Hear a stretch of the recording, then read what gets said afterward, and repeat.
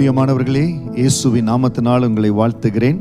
சங்கீதம் 72:12 வசனம், கூப்பிடுகிற எளியவனையும் உதவியற்ற சிறுமையானவனையும் அவர் விடுவிப்பார். இந்த உலகத்தில் உதவியற்ற ஒருவருக்கு உதவி செய்ய எல்லா நேரத்திலும் ஆயத்தமாக இருக்கிறது ஆண்டவராகிய இயேசு கிறிஸ்து. உதவியற்ற ஒருவன் 38 வருஷம் பெதஸ்தா குளத்தின் அருகில உதவியற்ற நிலையில ஒரு மனிதர் இருக்கிறார். அவருக்கென்று குறிக்கப்பட்ட நேரம் இருந்தது. இயேசு கிறிஸ்து அந்த இடத்துல கடந்து வந்தார். நீ சுகமடைய விரும்புகிறாயா என்று கேட்டார். யார் என்னை கொண்டு போய் விட முடியல ஆண்டவரே, பெதஸ்தா குளத்துல யார் என்னை கொண்டு போய் விட முடியல அவர் சொல்றார். ஆண்டவர் விடுவிக்கிறவரா இருக்கிறார். இன்றைக்கு பல மாதங்களாய் பல ஆண்டுகளாய் ஏதோ ஒரு காரியத்துல உதவியற்ற நிலைமையில எனக்கு யாரும் உதவி செய்ய முடியல, என்னுடைய முடிவு இதுதான், யார் எனக்கு ஒத்தாசை செய்யல, நான் இப்படியே இருக்க வேண்டியதான் நீங்க நினைத்துக் கொண்டிருக்கிறீங்க. அருமையானவர்களே, இல்லை.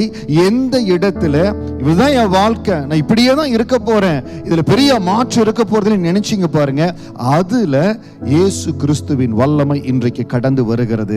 சங்கீதம் 72:12 வசனத்தில் இருக்கிற அந்த ஆசீர்வாதம் உங்களை நோக்கி வருகிறது. நீங்கள் விசுவாசிப்பீர்களே ஆனால் இப்பொழுது தேவ சமூகத்தில் உங்களை அர்ப்பணித்து, ஆண்டவரே, கூப்பிடுகிற எளியவனையும் உதவியற்ற சிறுமியானவனையும் அவர் விடுவிப்பார். என்ன விடுவிக்க போறீங்க?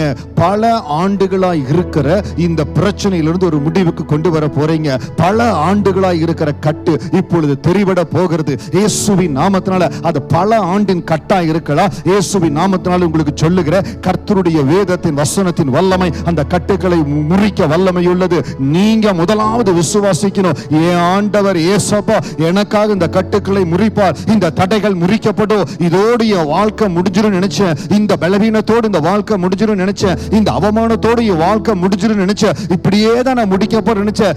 இல்ல, கர்த்தர் உங்களை எப்படி உயர்த்து முடிக்க வேண்டும் என்று, உங்களை எவ்வளவு நாட்கள் அற்புதமா நடத்தணும்னு முடிவு செய்தாரோ அந்த அற்புதத்துக்கு நேராக உங்களை நடத்த போகிறார். அன்பான தேவ பிள்ளையே, நீங்கள் இருக்கிற நிலைமையிலிருந்து கர்த்தர் மகிமையான நிலைகளுக்கு உயர்த்த போறார். நீங்க இந்த வார்த்தையை விசுவாசிப்பீங்கன்னா, சங்கீதம் 72:12 உங்களை ஒப்பு கொடுப்பீங்கன்னா, ஒரே ஒரு விசை கண்களை மூடி இருக்கிற இடத்துல ஜெபிங்க.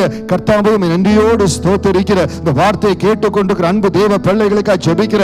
எத்தனை வருத்தனுடைய பாடு உபத்திரம் கட்டுக்களா இருந்தாலும் இயேசுவின் நாமத்தினால கட்டுக்கள் துரிக்கப்படும்படியா ஜெபிக்கிற. இயேசுவின் நாமத்தினால சங்கிலிகள் அறுபடுவதாக. ஆண்டவருடைய ஆசீர்வாதம், சங்கீதம் 72:12 ஆசீர்வாதம் ஒவ்வொருவருடைய உச்சம் தலையில கடந்து வரும்படியா ஜெபிக்கிற. கர்த்தருடைய கிருபையுள்ள ஆசீர்வாதம் ஒவ்வொருவரையும் நிரப்பும்படியா ஜெபிக்கிற. கர்த்தாவே, உமக்கு ஸ்தோத்திரம். இயேசுவின் நாமத்தினால அற்புதங்கள் நடப்பதற்காய் நன்றி. கர்ப்பங்கள் திறக்கப்படுவதற்காய் நன்றி. ஆண்டவரே, அடைக்கப்பட்ட கதவுகள் திறக்கப்படுவதற்காய் நன்றி. இதுதான் என் வாழ்க்கை, இப்படியே முடிஞ்சு நினைஞ்சாங்களே, இல்ல, ஒரு செழுமையான செழிப்பான ஆசீர்வாதமான காலங்களுக்குள்ளாய் நீர் இவர்களை கரம் பிடித்து அழைத்து செல்வதற்காய் ஸ்தோத்திரம். உங்க பள்ளத்தை வல்லமைக்கு ஒப்புக் கொடுக்கிற.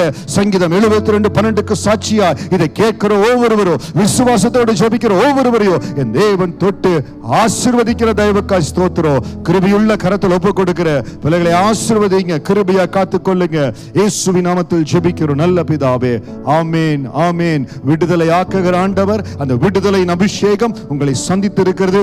விசுவாசத்தோடு அப்பா உறுதியா பற்றி கொள்ளுங்க. தேவ கிருபை உங்களோடு கூட இருக்கும். God bless you.